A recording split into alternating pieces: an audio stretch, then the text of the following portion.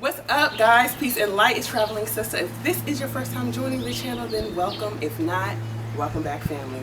So today I'm with like my real sister friend here, okay? Jules on the run.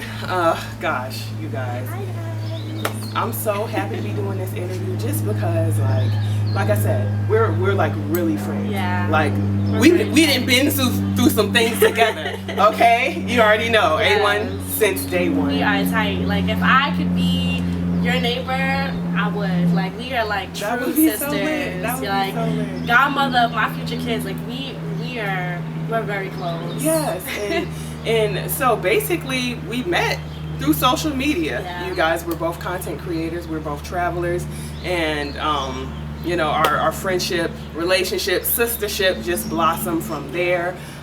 So just introduce yourself a little bit. Hi guys. So I am Diamond, but a lot of people call me Jules. Jules is my last name, and I am Jules on the Run. I am a content creator, a YouTuber, an activist, and a humanitarian. Yes, for real. This sister is out here doing a lot of big things, which we're gonna get into a little bit later. So just kind of tell the good people how we met, how we went. So actually, I was very interested. I started coming to Africa in 2014, and it's always been a dream of mine to live here, but I never felt like it was something that I can do because I had a baby and there was just a lot of things in the way. And I actually had a friend who, after college, she went off and backpacked Europe, and I was like, oh my God, that's been like my dream, you know, but to do it in Africa. Right. And I was like, those days are over for me. I had a baby, and I was like, there's just no way. And she was like, listen, you can do it. If there's anybody who can do it, it's gonna be you. Right. So I started doing my research, and guess who popped up on the screen? Period. TravelingSista. I was obsessed. Like I sat there for days just watching all your content. Like I was like in love. I was like, oh my God, like I love her. So I mean, just like I'm sure a lot of people can relate to. Like I was like, I love her spirit, her energy. Everything is just perfect. Like I felt like, I mean, I was like really obsessed. Like I was like, I love that. I was like, and then you just gave me like the strength, like the push that I needed to come out here. Word. I didn't know where on the continent I was gonna be. I knew I always wanted to backpack Africa to see like where's the best place. Right. But you, and what I loved about you is that you just kept it real. Always. Period. We don't have time for all like that other... you said the good, the bad, the ugly, the great, and I just felt like, you know what? Everything is laid out. You can't get mad when everything is laid out. Precisely. So I knew I wanted to come here. I didn't know, and particularly, I wanted to come to Tanzania. But like you say, when you say something, you manifest it. Right. And that's exactly what happened to me. Right. Is I started my YouTube journey. I reached out to you. Yeah. And I didn't tell you that I was gonna come here because at that time I really didn't know. It was just like a dream. Right. I didn't know like I was actually gonna do it. Yeah. So if you're thinking about it, do it. So I reached out to you, and like you were just so kind and so sweet and so welcoming. And you don't find a lot of people like that. Right. You really don't find a lot of people like that. And we just started like connecting from there. We started being friends from there, and things just. We met. We were like, we were already sisters before I came here. Listen, first of all, she's been my big sis from day one. Even she ain't know it, okay? Right, okay. And then when we connected, it was like our energies, the vibe. I felt like I already knew you. Yeah, like I really felt like, girl, you could have fooled me. I thought she was from New York. Really? The way that attitude is, the way we are, like it's just. I feel like a lot of people that I meet, they think that I'm very like, they love me on screen, but they think that in person I'm a little extra. But you, it's like we extra together. Yo, look, like, all of my friends are extra. Like if you don't have a little bit of extra in you, I don't know. Like it's like I just get you, and I feel like you just get me, and together we just bond. It's like really like a sisterly bond. I agree. You know, I blood agree. can't make us closer. Like we family. Like we family. All right, so you said that it's one of your dreams to backpack the continent. Where have you been? Because you've been coming here since 2014. Yeah. So yeah. where have you been? South Africa, Zimbabwe, Botswana, and Zambia. I'm pretty sure okay. those I keep are the forgetting 4. about Zambia. Yeah. So Southern Africa, but there's just so much more to it. And I've always wanted to just kind of just go around. Right. And funny how I ended up here in Tanzania. It's funny because people talk back about this. So when I started my YouTube journey, the first video that I talked about, I just kind of introduced myself, and I was telling people, like, if you're a mom, definitely like travel. Right. With no intentions that I was gonna move to the motherland. And I was like, if you want to go to somewhere like, I don't know, like Tanzania, just do it.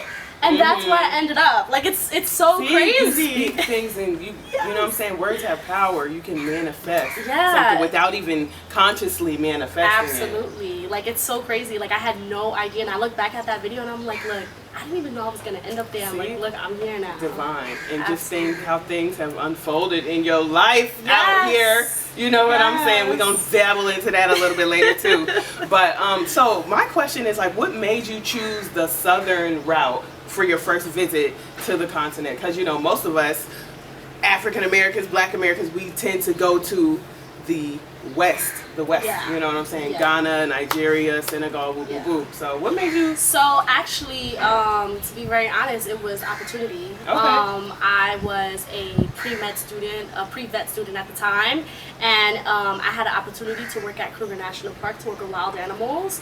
So I jumped on it. I was like, I'm gonna do it. So I worked at Kruger for the whole summer, and it was a lot of just veterinary stuff, but I still got like a snippet, you know what I'm saying? Like, I was working, but on the weekends they let us just like free, so I got a snippet of it, and I loved it. Like, I was like, I gotta come back, and I just kept coming back. Oh, that's so I just kept awesome. coming back. Yeah. Okay, so what were you doing so you were a vet, so were you like giving lions like shots and like stitches and like, you know what I'm saying? No, they don't get shots. I just give them. I don't know. Give them the COVID-19 shot. Don't even look. Let's not bring that to Africa. Period. Yeah. Even though Period. No. We did. Honestly, we did a lot of rhino work because you know the rhinos are going extinct and stuff like that.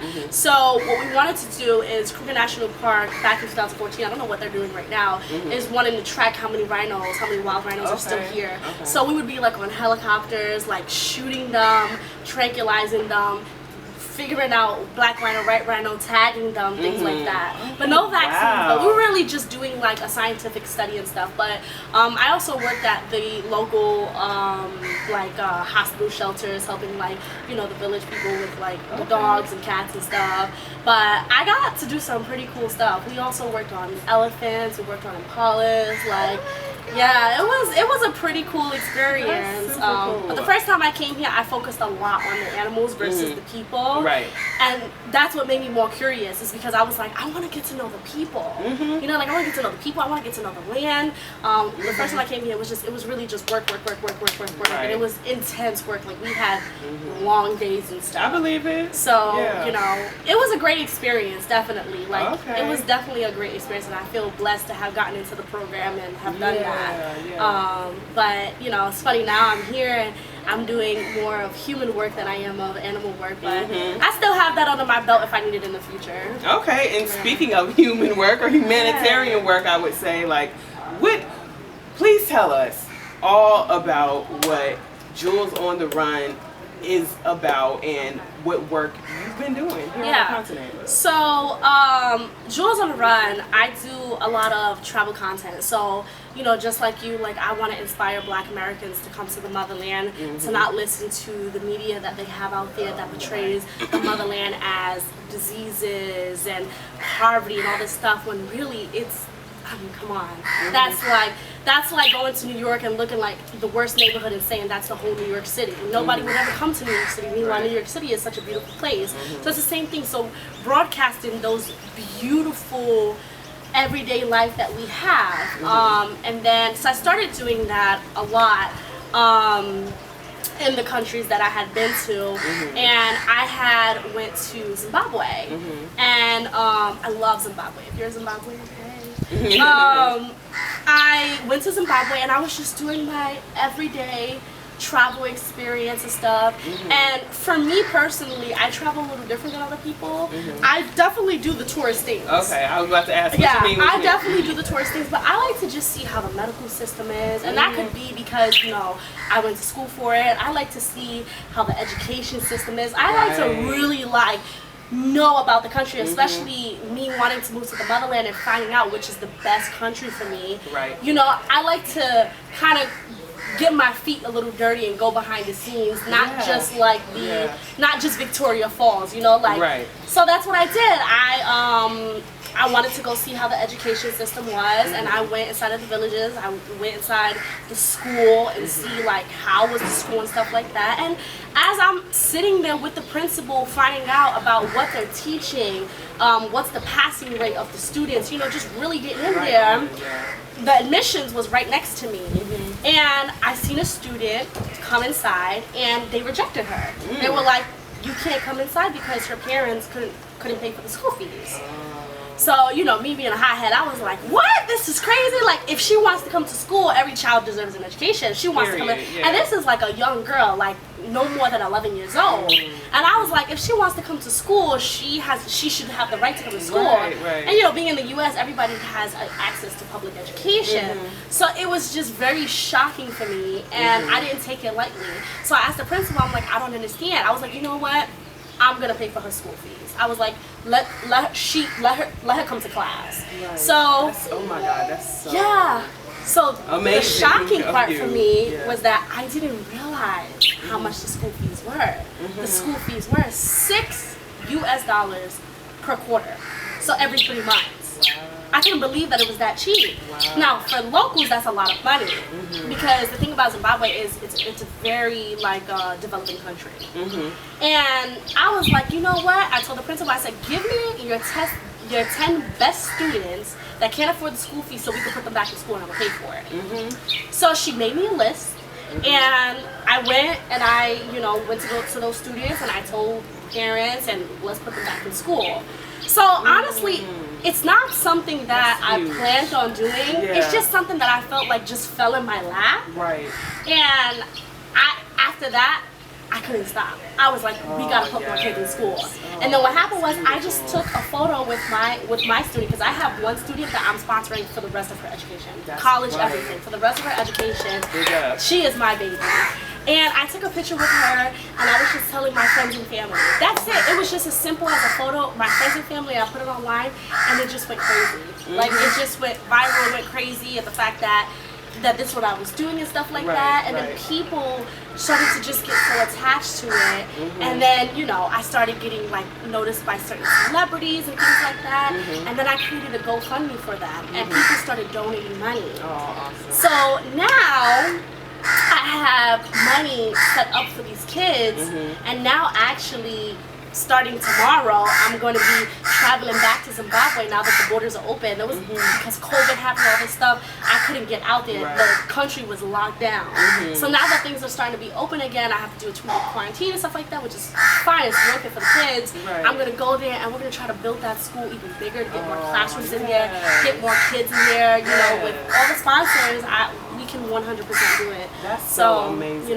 That's amazing. That's how that fell in my lap. Wow. Oh my gosh. Because I've never heard the story exactly how it started. That's how it started. The moment it started. I had no idea that is something that I would be doing. And then since I've been on the continent, I'm now here in Tanzania, and I started working with the orphanage, and I really realized that this is my niche. This is my purpose in the world. It's to do this. It's to help children. It's to, and the thing is, it's like, just a little bit of my history. I was a foster child in New York, and I had nobody to advocate for me. I had there was just so many things that I struggled with not having parents. And I feel like this is what I'm meant to do. I'm meant to put these kids back into school. I'm meant to be the voice for them, starting this YouTube and these GoFundMes and stuff like that, to get that bread to help these parents. I mean, seriously, just to see the tears in their eyes, one mother said to me, I prayed for this. I prayed for somebody to help me. I just want my kids to be better than me.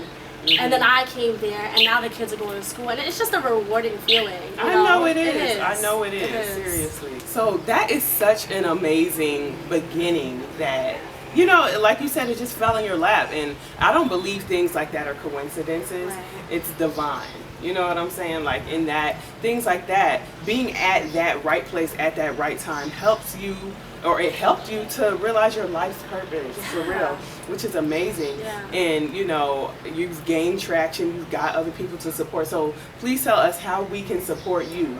Yeah, definitely. I mean, you can go on www.jewelsontheRun.net. I have a whole section there where it talks about the school, it talks about my students, it talks about everything. Also, you know, definitely subscribe to my YouTube, Jewels on the Run, my Instagram, Jewels on the Run. Everything is pretty much Jewels on the Run.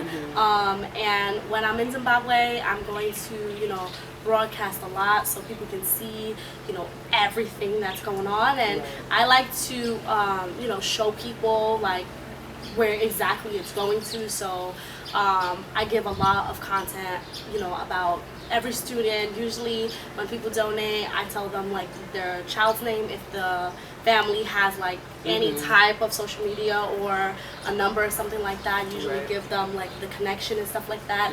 Actually, something that's really special that I'm looking forward to is one of my sponsors are going to meet their student. So they're coming to Zimbabwe. That's cool. Yeah, they're coming to Zimbabwe, and you guys are going to see, you know, them her meeting the family, her meeting the student and stuff like that. That's she's been so cool. Yeah, she's been sponsoring the education, so they're going to meet. So it's going to be amazing. Wow, that's what's up, man. That's what's up. Definitely, you guys go check that out. I'm gonna put all the links in the description section below. Okay, so I want to get into the next topic. So you said you're a mom. How old is Saya? So my daughter is 2.5 years old right now. Okay. Yeah. So Same she's a age as toddler, Zora. same age as Zora. I think they're only like maybe a month apart or something. She like literally that. asked about Saya today. Oh, Saya, I wanna play with love Saya. her. And so, for advice to moms or parents in general traveling out here, because you know, with all the people who have been coming to Tanzania, there is a large diaspora group forming, and it's a large diaspora group of single parents and parents, you know, together who are traveling with their kids. So do you have any advice to parents? Well, before we even get into the advice, like, how was it, like, just traveling with her in general, a toddler, like, I mean, I'm not gonna lie, it is stressful because toddlers are kind of all over the place, and you know, I am a single mother, so you know, it's me and her. So it has its challenges. I won't lie and say it doesn't have its challenges, but it's very rewarding. Just an example, one of the things that is out here that we didn't have in New York is dirt. And she loves dirt. She plays with the dirt. She puts it in her hands. She's like, oh my God, it's dirt. So you know, it's challenging, but it's definitely rewarding. My biggest advice would be, don't be scared to ask for help. Don't be scared to ask for help. If you need help just from getting here with the flight attendants, if you need help, the flight attendants will help you on the plane. Definitely have a lot of distractions, and then because it is a long flight from the States here, and then when you get out here, reach out to the diasporas, reach out to me, reach out to TravelingSista, reach out, and there are a lot of us who have kids, and you know, kids from young to older, and you know, we can help you, and we're more than willing to, you know, help, especially me. It's do your research, find out the best schools, you know, because there's so, I feel like people don't understand the amount of great schools that are here. They don't. People who care. I mean, the daycare that my daughter was in, they loved her so much.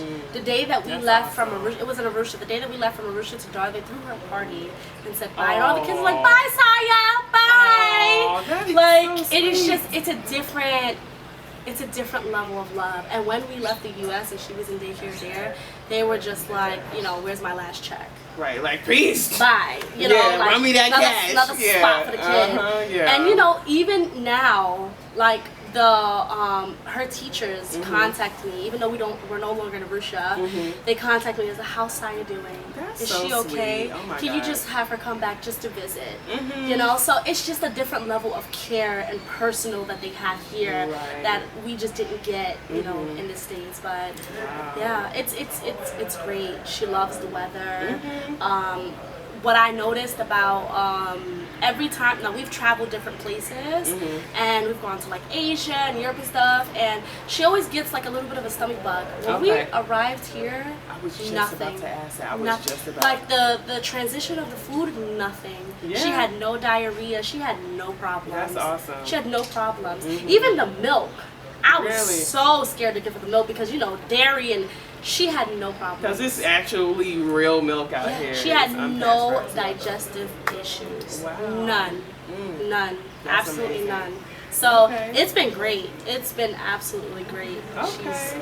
Transition has been very smooth. Okay. Yeah. That's amazing. That's amazing. And was it hard? Well, you said, I know, because there is an abundance of schools out here, you guys. Yeah. It's an abundance of schools. Some great, some not so great, but you just have to do your research. Yeah. So was it really hard finding her that good school? No. Okay. No. The school was right next door to my house. Okay. Right next door to my house. Easy. We did a couple research. We went there, and they welcomed her with open arms. And actually, we found so many great schools that it was hard to choose. The reason why we chose that one, it was because it was so close to us, and we were like, well, it makes sense. It's so close. They're great, but there's so many amazing schools. So like it's ridiculous how many good schools are here. Yeah. And there were one time that she was in daycare Yeah. in the States, in New York, and I saw her teacher at the vet where I was working Really? while my daughter was in her care. And I was like, where's my daughter? Like, what are you doing? I went crazy. Yeah. Like, why are you here at the vet and where's my kid? She's supposed to, I don't understand what's going on.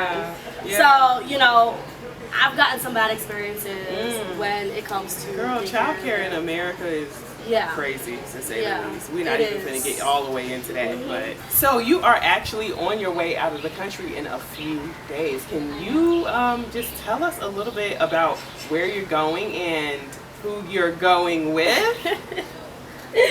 Yes, so I'm actually on the route to Zimbabwe. I'm going to be stopping in a couple of countries to get to Zimbabwe because, you know, I have a lot to do there. Yeah. And I'm going with my Tanzanian boyfriend. Okay, you guys, so like this sister really came out here, and I'm not going to say found because He she found me. definitely wasn't searching. Yeah, you know what I'm saying? It was actually a video shoot that like we were on, okay, and bada bing, bada boom, one thing led to another. I'm pretty sure they'll explain that on their channel. Yeah, we actually started a channel and an Instagram, D&H Adventure, Diamond and Hope. And we're going to be doing this journey together because he's actually a videographer. And he's bomb too. Yeah, he's a great videographer, and I'm a YouTuber, so it just worked. And I had no intention of coming here and finding love or anything like that. I was just so focused on being a single mom and, you know, finding my way. And you know, he found me, things connected, and we've been inseparable ever since. And now we're going on this journey together. Yeah. So I'm really excited. That's know? so amazing because you know a lot about you guys remind me of me and Freddie when we first started and everything, and you know it's a beautiful thing. Like for real, I love y'all together. Y'all are so bomb together for real. Thank you so much. We're excited. I'm just excited. You know, at this point in my life, I'm just seeing where life takes me. I'm not planning. There we go. I'm just living my life. Whatever journey I'm supposed to go on is the journey, the pathway that I'm going to go on. And, you know, the thing is, if you have the mindset of like, I have to do this, I have to do that, like there's a lot of people who come here and say like, I gotta find love, I gotta do this, I gotta find a man, da da da da. I just living my life, Right. going on the video shoot, and boom. You know, you never know. You never know when you gonna run into the right person or the the person that you're meant to be with and stuff like that. And it just happened. It did. We was late to the video shoot. It happened right in front of TravelingSista's eyes. Like she's been there throughout the whole journey. Like what's happening? Yeah, You know, like, for real. I was like, oh, that one right there.